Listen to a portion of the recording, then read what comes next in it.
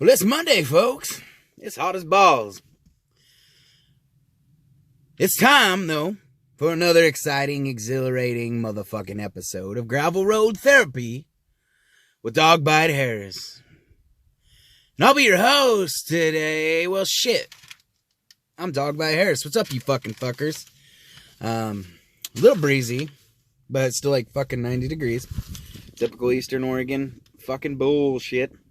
100-degree weather, 100-degree winds. So, makes for perfect fire season. So this week, our artist of the week is GHOSTWRITER. That was a song called Storm Clouds. Fellow Oregonian, been around for a long, long time. Super thankful to have him hit me up. Happy to see he's still doing stuff. I hadn't heard from him for a while or anything about him. He was really hot on the heels of getting someplace there for a while. I was hearing a lot about him. I remember when it's probably about 2012, 2013, I was really hearing a lot about GHOSTWRITER. And I know Felix Thursday is a big fan of his stuff as well. So I hope you guys enjoyed that. Yeah, I'm not sure where he's at right now, but I know at one point he was based out of Oregon. So, anyways, folks, I've decided to do a mostly politically free show this week. We'll see how this goes. We got a few things to talk about, some ideas. I'd like some feedback on if any of you guys are actually listening. But yeah, I had a long week this week. Started out Monday. I sat around and did nothing. Recorded a show. The last show you saw. Tuesday I sat around till about noon. Debating on whether or not I wanted to go to Portland to see Joe Huber. Mr. Joseph Huber, I should say, as he's known as now. Formerly of the 357 String Band. And at about noon, I decided, fuck it, man. I'm going to go. I went, got my fucking van, and I took off to Portland. Overdrafted my bank account, and had a fucking good time. That was fun. But anyways, yeah, I thought this week I'm going to introduce a new segment to the show. On top of doing a artist of the week, I'm going to do a pick of the week, which will be my pick of a song. It could be new, could be old, just a song that I've been particularly feeling this week. It will be something that's not, by a top 40 band, anybody that's super popular. But this week I decided to play one off Joe Huber's new album, Moondog. So we'll go into that a little bit later. I'm also going to talk about my trip a little bit more here in a bit. But after that, I went to work. Not the very next day, but I had a long-ass trip home. I didn't get home till about 4:30. I got up at 10, did all the shit I needed to do to get ready to go back to work, did my laundry, mowed the lawn. But I was beat. I was running on about 4 hours of sleep. And so then I went to work, and work was kind of a clusterfuck. It wasn't too bad though. Picking up some new hours, or some more hours this week, so which I could use the money. Got this upcoming tour with Whiskey Dick and Stoned Evergreen Travelers and James Honeycutt coming up, so I won't be doing shit until then anyways, so I might as well be working and earning some cash to save up for merch. And speaking of merch for that tour, I've decided to put out a Dogbite Greatest Hits album. It's going to be super limited edition. I'm only putting it out for the tour. am actually only doing it because I'm running low on People Like You albums, and the process to get get it remastered and get the art redone is taking a bit longer than I hoped it would. Mainly money. The artist that I want to do it is awesome, and he's one of my favorites. His name's Mike. He's out of Portland. He did the Cheatin' Hearts album cover, but I need to get him some money, and it's going to cost a little more to do what I want with the re-release of People Like You Hate People Like Me. So I'm also taking off a song from Mr. Schmoonier. Fucking, I won't even say his name, so I don't want him popping up like Beetlejuice, being all, "Hey there, Dogbite, I missed you out here, bud. Man, I was Hank Williams the Third. I was on his album once, that Ghost to Ghost album out there. Hey, Heather, bring me a Coke, will ya? I'm about to play me some train songs. Choo-choo, motherfucker." Anyways, yeah, that guy. So, I don't want to say his name too much because I don't want him popping up like Beetlejuice. But anyways, I'm going to be taking that piece of shit song off, even though it is a good song. I'm going to be taking that motherfucker's song off because I don't want anything to do with him anymore. So, I'm going to be adding some shit. Maybe a couple songs. Maybe an acoustic song. But anyways, I think I'm going to try to add a couple acoustic songs, the greatest hits, some shit you guys might not have heard yet. I'm also going to be bringing back some tunes from Useless and Alone. Even maybe some shit off of the Leftovers album that I put out, Super Rare. There's a couple songs I might put off on there too. So, and I'll definitely be putting the version of Tales from the Road with Dan Infecto and Uncle Buck on there as well. So it'll be a lot of fun. Good album. But yeah, so I'm going to put that together. Let me know any songs in particular you might want to hear off the old albums. I'm only going to print 100 copies. So once they're gone, they're gone. This is strictly for the show, or for the tour, and strictly to put a little money in the label's pocket. But anyways, so yeah, I decided on that. I also played a show in Pendleton on Friday. That was good. That was a lot of fun. Get political here for just a few seconds here. They had to test me. I fucking had a live mic in my hand, and to the right of me, off of the stage, I had a petition station to get rid of, to flush down Kate Brown, if you will. I mean, if you remember me talking about that last week. So, big stuff happening there.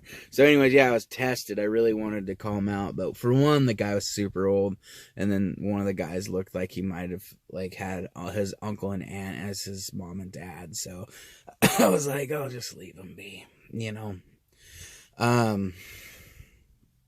But yeah, I say that a lot. I go, but yeah, who do we got here? Who is this? Oh. Yeah, well, fucking, so yeah, I got another Gazette time. I figured we'd do that little segment today. I'm going to finish off the show with talking about Joe Huber and what his music's meant to me, telling some old 357 string band stories from my own experiences. And I'm just talking about what a great songwriter he is. But yeah. So we'll do that real quick, and then I'll come back and let you guys, or no, we're not going to do that real quick. I'm off today. I'm always off. You know I'm off, always. Actually, I'm actually doing pretty good, I think. But anyways, so I'll be back with you here in a second. We'll read a little bit out of the newspaper, and that'll be our middle segment for today.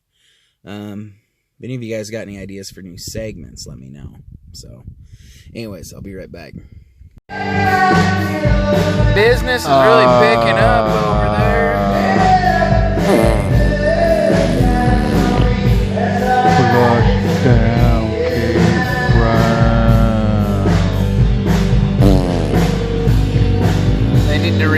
finished. They're thirsty. Been working hard all day out there. I'm looking at you right now. Look, nope. Now I'm not. Oh, yeah. Yep. Flush it down. Oh, taking her down, packing it in. It's enough for one day. Enough for one day. Here she is, folks, in all her glory. 50 cents is a steal for this newspaper, man. Really is. Really is. You just get that much in savings from the coupons in this bad boy. Fucking Wild Mike's Pizza for $5. Dude, that's a $7 pizza normally. Florida's orange juice, $2.98. I'm trying to cut out sugars out of my diet, though, so I better not have any orange juice. Ooh, fresh rockfish. Some fucking prawns. You know, my old lady's allergic to shrimp, and that's probably my biggest problem with her, is that I can't have fucking shrimp on a regular basis. Which, like, I did anyways, but I have it on even less of a regular basis. Because she can't have shrimp, and she doesn't want it around her. So, but yeah, so hey, we'll go in. I haven't even looked at this yet, so we're gonna go in blindly. Probably read a little bit out of the sheriff's office page. I can't get away with it. I can't get away from it though. Look. Governor recall petition gets signatures in heaven. Of course it does. I'm sure it gets lots of signatures. Fucking, it's real great. Like I said last week, I'm not even gonna read it because it's fucking not worth my time. But,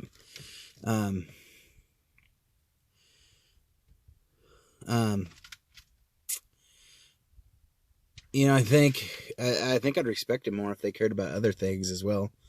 You know, like global warming and like, you know, ice and all that shit. But we have a lot of big issues going on right now, including Kate Brown doing whatever the fuck she wants in Oregon. But at the same time, I think our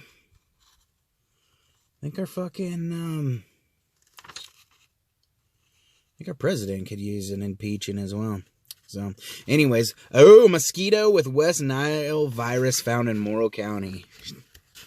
Shit, that's a shocker. West Nile virus, a mild flu-like disease spread by mosquitoes, has been detected in mosquitoes at a testing site in Morrow County. I'm sure they do great testing there. They put liquid paper on a bee and it died. Anyways, I'll keep reading. The mosquito found near the city of Oregon, mosquitoes, are the first test positive for the disease in Oregon in 2019. Health officials advising people in Morrow County to take precaution against mosquitoes. West Nile is spread to human through the bite of blah, blah, blah. You know how fucking West Nile spread. Is West Nile even a fucking goddamn worry anymore? Jesus Christ. I don't think anybody's died from West Nile since 2002 or some shit. I don't know. What's it say? 5 horses and 1 bird test positive for the Nile virus. Uh-oh. What? Better stuff my dog. That's all I'm going to say about that. Oh, man.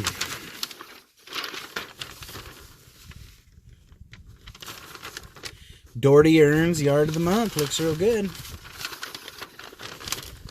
Looks real good. Yard looks good. Oh.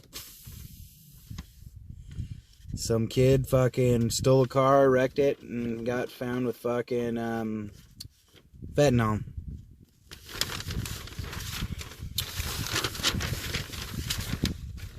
That's not good. Oh, wow.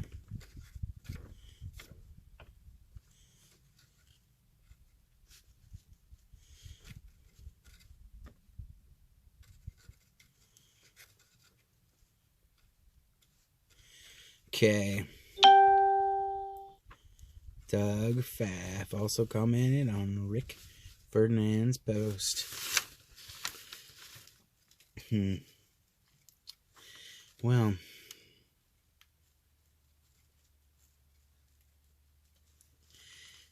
What is a glow ball event? Glow ball event at a success. Oh, it's a golf ball thing. Okay. Let's see what we got here.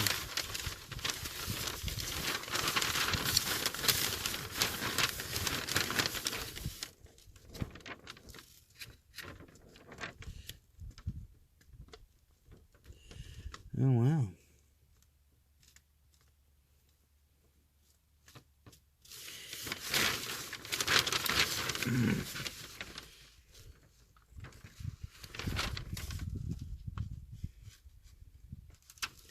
Not much. Not even really good letters to the editor this week. Some surplus bidding. Ooh, new softball practice building. That's good.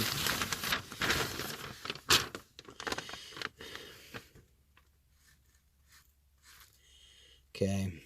Alright, let's read some sheriff's office reports here. Morrill County Sheriff's Office has released the following information.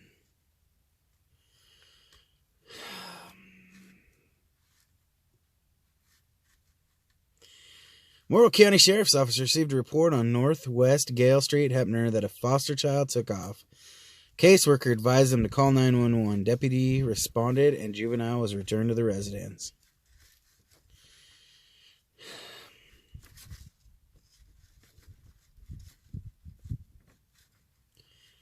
Well, these are from April.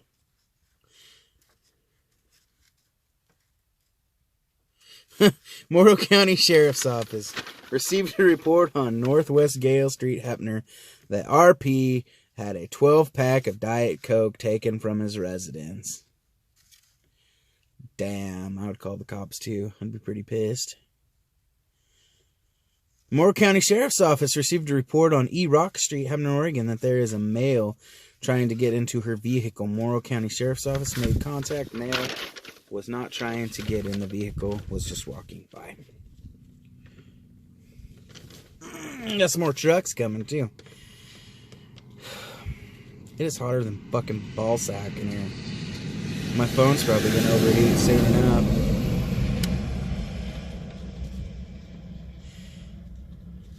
Let's see.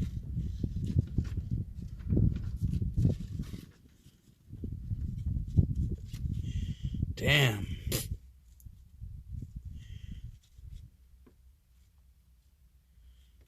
I don't know. It kind of sucks. Fucking 50 cents. Down the shitter. We got one more page. Hopefully we bring it home hefty.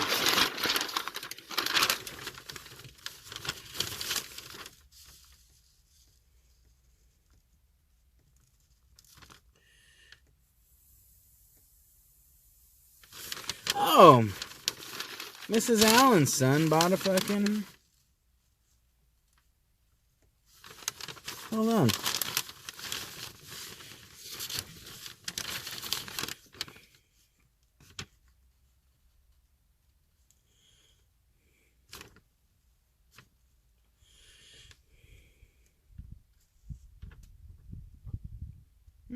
That's cool. My old English teacher's son bought a... Ow, I just got stung by something. Motherfuck. You bastard. Fuck. Is that good enough for you?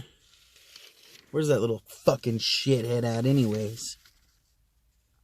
I don't even know where the fuck it went. Maybe it's just a horsefly. Didn't quite feel as bad as a bee sting, but it was not fucking pleasant. The felt little bastard get me too.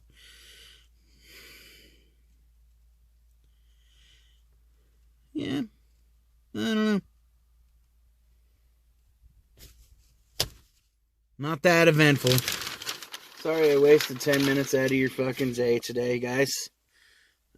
You see my crazy hair though. I'm dumping fucking sweat. Alright, folks, I'll be back to send you home. Sorry, man. Maybe next week I'll pre-screen the newspaper, and if it sucks dick, I'll think of something else. What's up, you fucking fuckers? I'm back. It's hot. Ugh. So, anyways, as promised, I'd bring her home with a little bit of talk about my trip. So, yeah, about noon last Tuesday, I decided to head to Portland, and I made really good time. I took off at about 3, got there about 6:30. Went in and hung out, got some really good chicken strips. The place he was playing at, we'll go into that, was the Twilight Theater, or the Twilight. That's a really cool venue in Portland, actually. I've never been there, but it's super awesome. It's really rad. They trying to think. The sound was fucking phenomenal. Was absolutely fucking phenomenal. It was good. It's a lot of the times it's hard to get good sound, but they really had it down. It was good. So I have to give it to the sound guy. I ran into so many fucking people from Ruckus. I ran into fucking Christopher Curtis, man. He's a cool dude all the way from California. Him and his old lady came up to check out the show. Well, I think they're on their trip anyways. And then I ran into I got stung again. It's this little fly thing. It's probably a mosquito. I'm probably getting malaria. Nope, there he is. It's a fucking horsefly. What a motherfucker. Oh, it's hard to fucking do a professional, good quality fucking show with fucking mosquitoes eating your fucking flesh. Or not mosquitoes, but flies eating your flesh. I'm fucking dumping fucking sweat. This is not a appropriate environment to record a fucking weekly episodic podcast. Now a truck's gonna drive by. Fuck! Give me 1 second here, so we'll talk more about the Twilight and their good chicken strips and their other shit. Oh, I'm getting mean mugged by a big fucking old guy with a fucking handlebar mustache. But anyways, yeah, the Twilight's fucking rad, man. It's a cool little setup. The fucking crowd for a Tuesday was awesome.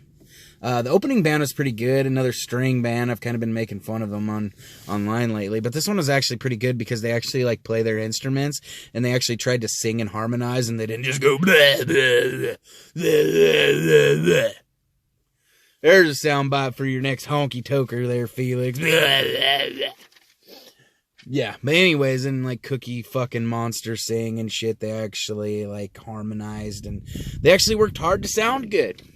Even if they were a fucking string band, you know? These horse bites are starting to not hurt as much, but they are fucking... I'm gonna fucking kill this motherfucker with fire here in a minute. I'm about to light this fucking whole van on fire. Anyways, watch, I got like a clotted vein in my leg and I'm gonna die here on camera. This is how I'd want to go, though. I'd be happy to go with all you guys. But yeah, they had great chicken strips there, hand-breaded. Fucking good food, man. I ran into, Tawny and Derek were there as well. Told me some funny stories about them being intoxicated under, well, they both work respectable jobs, so we won't go into what legal stuff they were doing. We're talking about legal stuff they do. But anyways, yeah, so, and then, yeah, Christopher Curtis, Tony, I can't say your last name, I don't know how to say it, but Tony from Hawaii was there.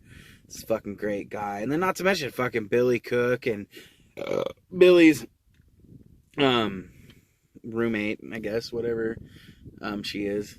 They've been friends for a long time. But she was there. Super sweet gal. And Mr. Joseph Huber, of course, was there. Scott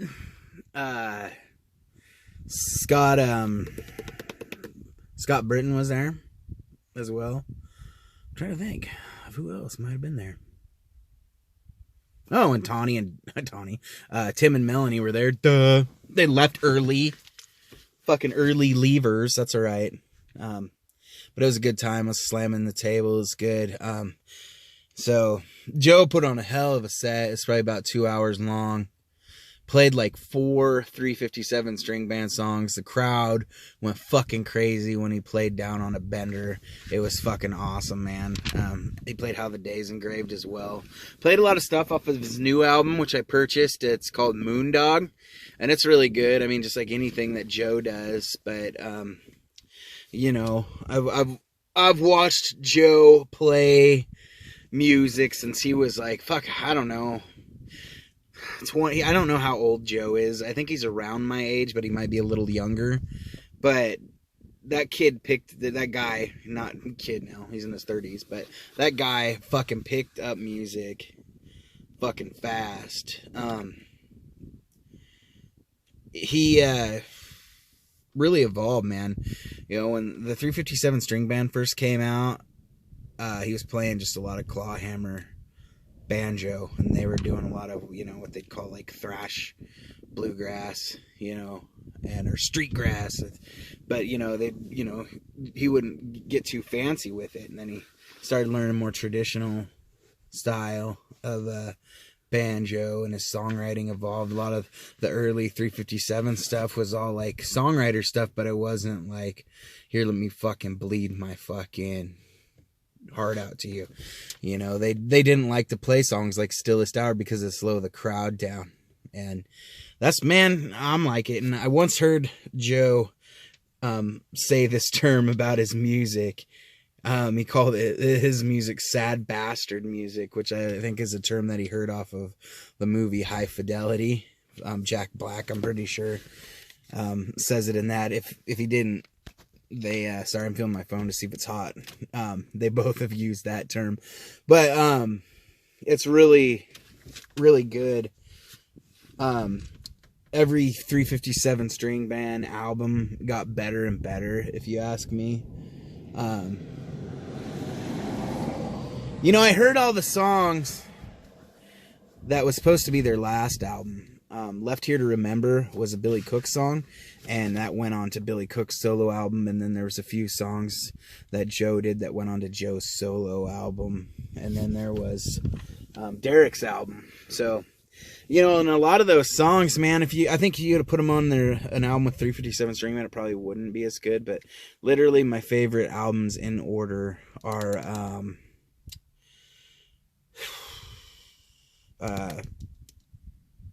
the third one that they did, Lightning from the North. These fucking horseflies. Or Lightning from the North, Riot Act, and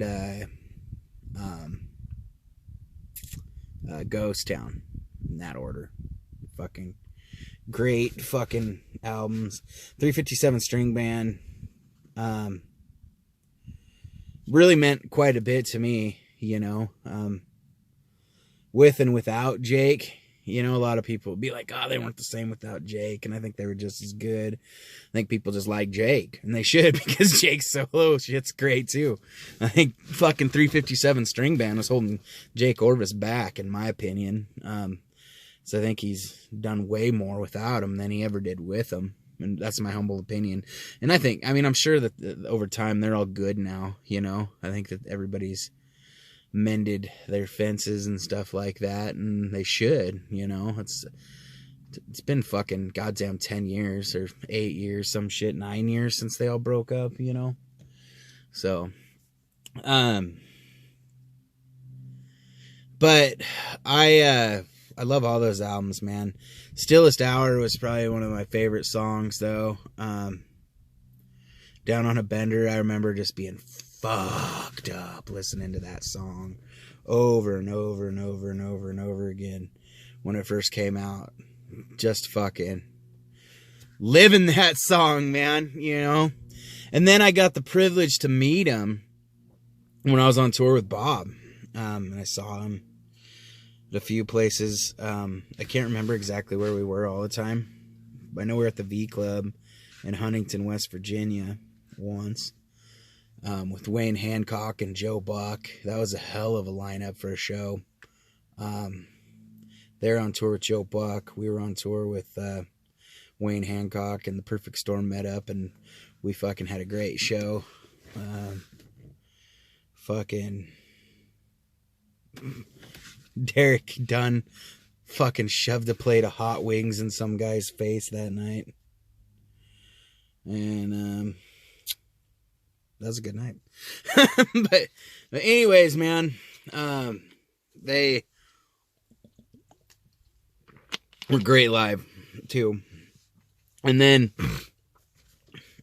they kicked Jake out of the band and brought Billy Cook in, who was a friend of mine already. I'd met Billy through Bob because he'd played with Bob for a while. And we went and stayed with him in Austin. And me and Billy hit it off right off the gate. So when I found out that Billy was replacing Jake, I was like, I knew it was going to be good. Everybody was fucking concerned. You know, I knew it was going to be good because Billy's good. He's that damn good. So anyways, Billy joined up with the band, and I went out on my first Bob tour, or on my first own tour, on my own. And I ended up meeting up with them. They were nice enough to let me jump on the bill with them in Cleveland, Ohio at the Town Friar. And they were, the next night I didn't have a show, so I went to Maumee, Ohio, and just watched them play. And it was fucking awesome, as always. They hooked me up with a place to stay. They all got a fucking motel and let me crash on the floor and use their shower. They're super nice, man. Rick Ness, I always love to tell this story. So I was like standing in front of this fan. It was like this time of year, so it's hotter than fucking piss. And this big fucking bald guy, looked like a fucking biker, was like giving me shit, like, don't stand in front of the fan, and he's like fucking barking orders at all these people and shit. And Rick Ness was all drunk, and he's like, is that guy giving you shit? That guy giving you shit? And I was like, yeah, kind of. I wasn't too worried about it. I wasn't going to fight him over it. So Rick goes and leans on the fan with his, like, armpit right on it as it's just fucking blowing his armpit stinking sweat right at this guy. And this guy was like, you need to move. And Rick's like, fucking make me move. So anyways, like, later, those guys end up drinking together. That tells you anything. I look up later, Rick's taking fucking shots with the guy.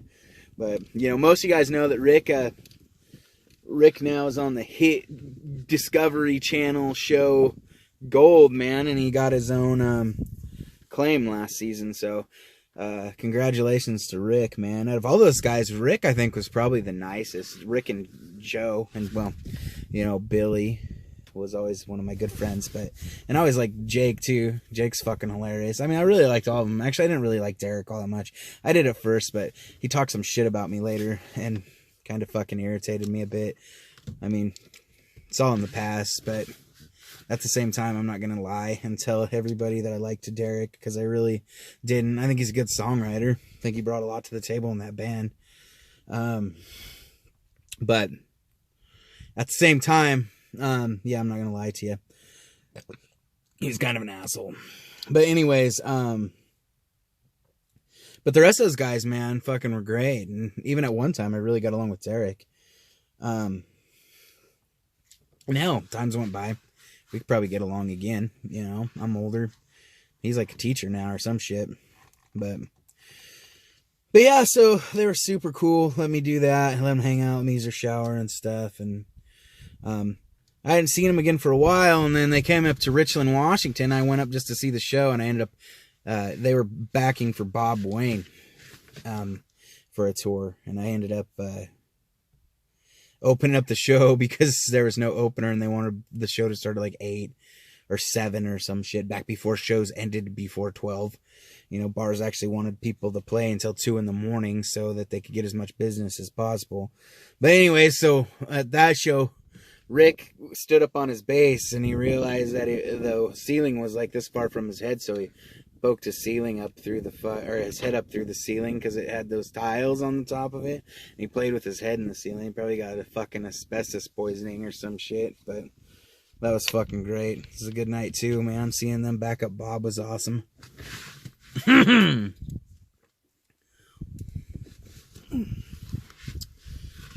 getting bit by something. Give me just a sec.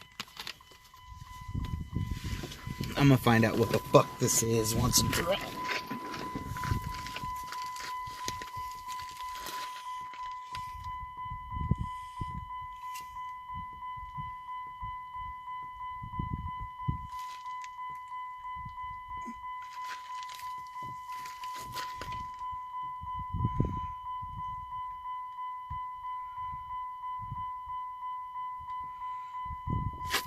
Yep, horseflies.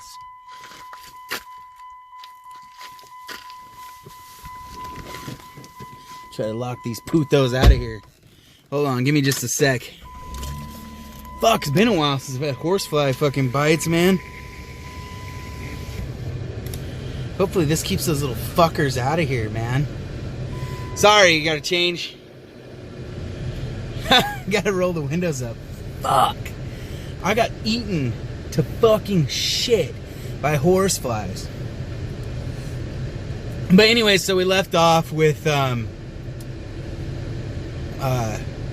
being at Jackson's, and it was that was right around the time Lightning from the North came out, and everybody was really anticipating it because nobody'd heard an album with Billy yet, you know, and nobody knew what he could bring to the table. And it turned out really good. And it wasn't not long after that that Joe put out his first solo album, which was also fucking great. It was a totally different beast. Just a beautiful album. He's since put out 4. His new one, like I said, is called Moondog. Put out 1 through Muddy Roots Records. I think the first one is my favorite of all of them. Fuck, I can't remember what it's called off the top of my head.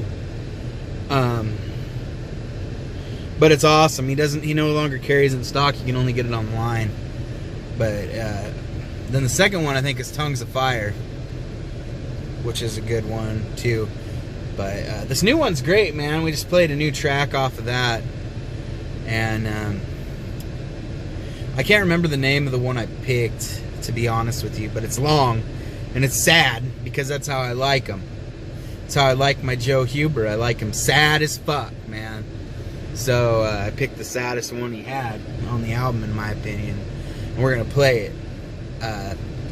Actually, at this moment, I still have not got his permission to play it, so hopefully he gets back to me and says I can play it. So anyways, I'll play this song for you real quick, and I'm gonna come back and I'm gonna send you guys home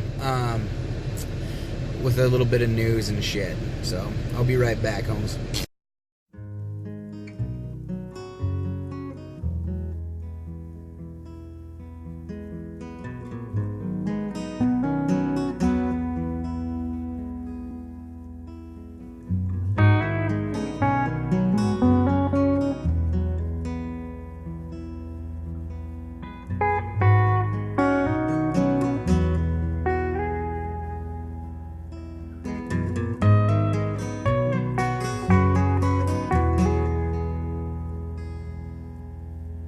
Past is gone and the night's alive, and the future's on the run. The promise of a love so blind, no rest for anyone.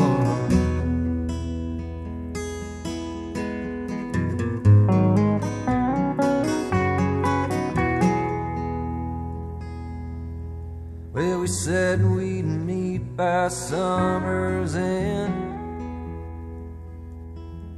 and forget the world we knew,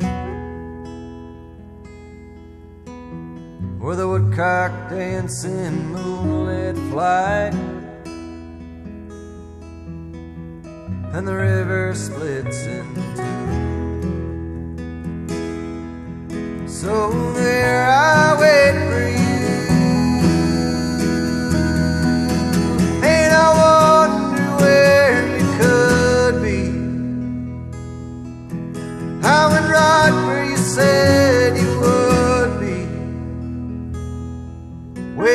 me. Now I'm waiting on you. Don't let it be too good to be true.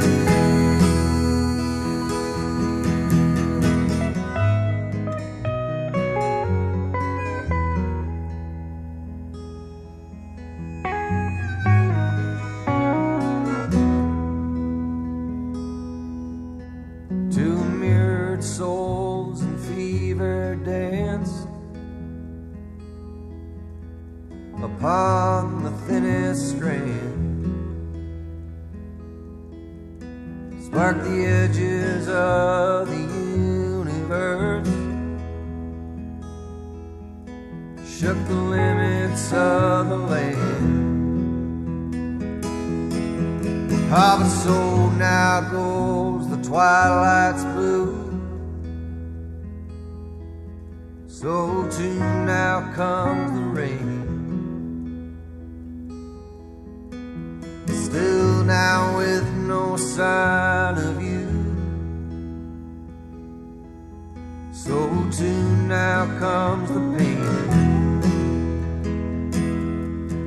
Unknown by any name, and I wonder where you could be. How and right where you said you would be, waiting for me. Now I'm waiting on you.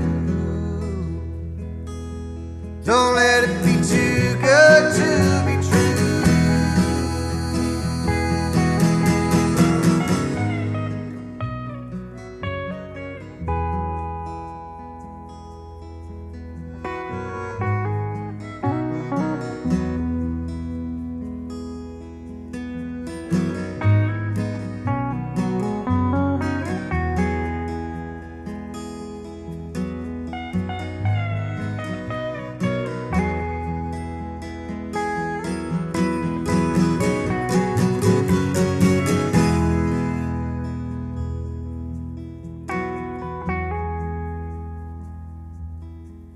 In dreams I sailed to a land of youth, where on golden harps they played, and bid sing us a song of human love.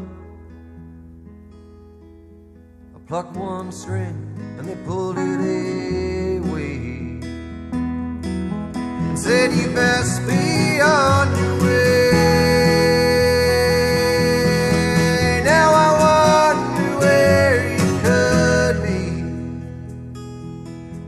How and right where you said you would be, waiting for me. Now I'm waiting on you. Too bad it was too good to be true. It was too good to be true. Alright, folks, yes, I did end with calling y'all homes. Like homies. But yeah, so I'm going to send you out with some news, some shit that we're kind of working on, maybe. Working on shit with us is like fucking, what will we actually get done? But anyways, so check this out. So first off, we talked about the Dog Bite Greatest Hits album. We'd love your input. By we, I mean I. Would love your input on what songs you'd like to hear on that from the previous albums. It's going to be limited edition. Only 100 copies will be made strictly for the tour, and I'll sell whatever's left when I get back online. But it'll be a super rare thing. I talked to Jack Gibson last week on Monday, and he started a publishing company, and we are going to be possibly submitting some of our more country artists to this and seeing what he can get done with it. You know, he'll register the albums on some form of publishing things, and then drop it in the well, as he put it in there. You know, he'll put it in and see if anybody wants to cover any of the songs for anything, and maybe make some of us a little bit of money. So I'm going to try to convince him to take on some more of the heavier artists as well, but we're going to see how this goes, see what happens with it all, you know. So that's some good news. I've always liked Jack, be working with him.